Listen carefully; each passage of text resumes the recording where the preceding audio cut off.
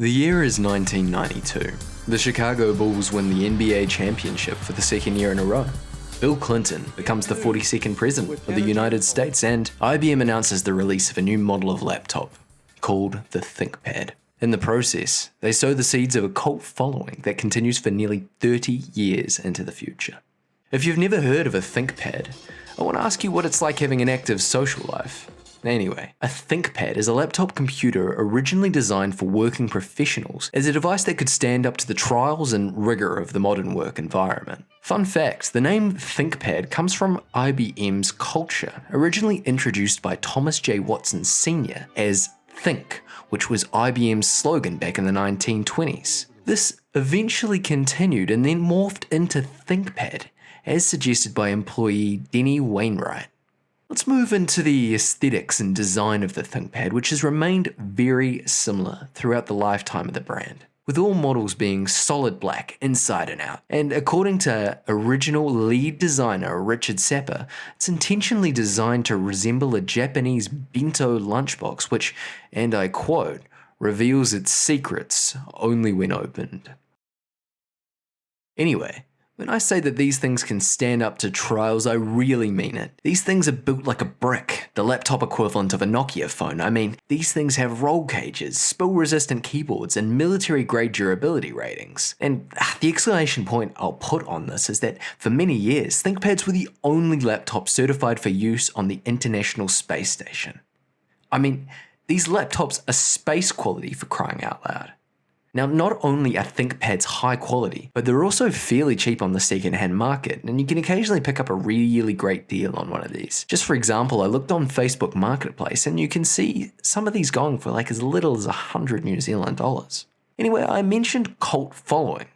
There are ThinkPad memes, ThinkPad forums, ThinkPad collectors, different diagrams to help you choose a ThinkPad, ThinkPad merchandise. The list goes on and on. Anyway, something big happened in 2005. Lenovo acquired the Thinkpad brand from IBM, and in the process began the slow decline of the ThinkPad, succumbing to something I call the Apple effect.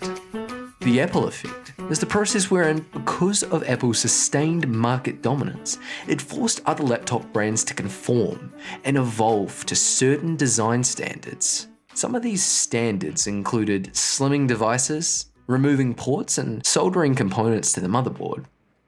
These design standards, championed by Apple, in effect removed consumers' right to repair, which is the principle that consumer goods should be designed in such a way that the average layman is able to perform his own repairs to either extend the life of his product or improve it.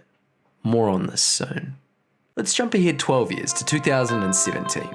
The Golden State Warriors win the NBA Finals. Donald Trump becomes the 45th president of the United States, and I purchased my first computer. I managed to pick up a MacBook Air, a sleek, stylish machine designed for the modern consumer. I then proceed to use this computer daily for the next 4 years, and at some point I noticed the battery growing increasingly shorter, to the point where it wouldn't even get me through an entire university lecture. Long story short, I still have this MacBook, and I have the ThinkPad community to thank for this.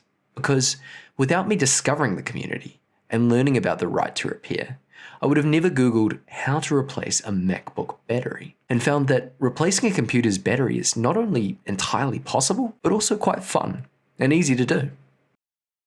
This kind of behavior is probably something that most consumer goods companies would discourage, that the process is too complicated and instead you should spend $2,000 on a brand new device. I mean, why would they encourage you to repair? A non-OEM MacBook battery is 84 New Zealand dollars, and Apple sees zero of that.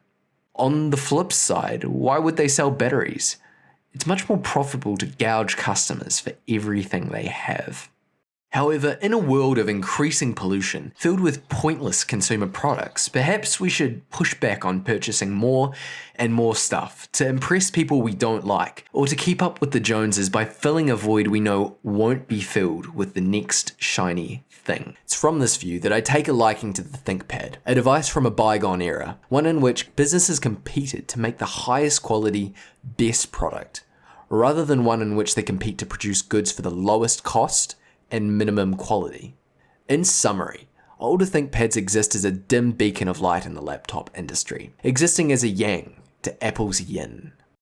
If you've gotten this far, feel free to subscribe, or if you don't want to subscribe, leave a comment. Even if it's hateful, it fuels me.